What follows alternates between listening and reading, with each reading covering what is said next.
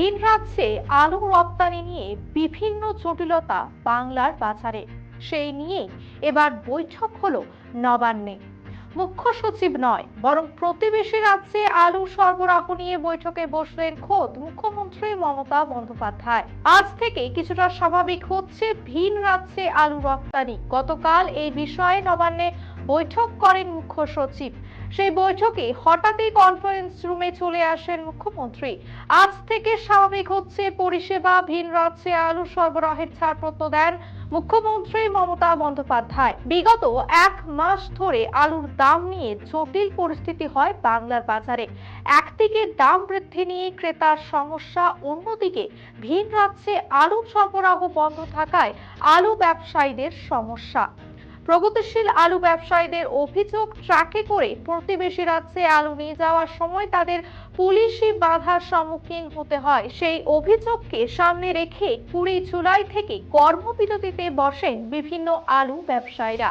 টানা 5 দিন চলে তাদের ধর্ণা। কৃষি বিপণন মন্ত্রী বেচারাম মান্না, পঞ্চায়েত মন্ত্রী প্রদীপ মজুমদাররা তাদের সঙ্গে বৈঠক করে পরিস্থিতি সামাল দেওয়ার চেষ্টা করেন, কিন্তু তাদের সমস্যা সঠিক সুরাহা না হয় ফের সোমবার থেকে কর্মবিরতিতে বসেন আলু ব্যবসায়ীরা। তাদের এই গতিবিধি দেখেই ফের গতকাল নবান্নে বৈঠক ডাকেন মুখ্য সচিব। সেখানে উপস্থিত ছিলেন কৃষি বিপণন মন্ত্রী বেচারাম মান্না, প্রত্যেক জেলার জেলা শাসক, টাস্ক ফোর্স এবং আলু ব্যবসায়ীরা।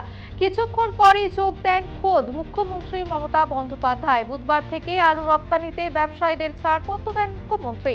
তবে মুখ্যমন্ত্রীর কড়া নির্দেশ, বাজারে নিয়ন্ত্রণে রাখতে হবে আলুর দাম, নজর রাখা হবে। 1 সপ্তাহ পর ফের বৈঠক হবে।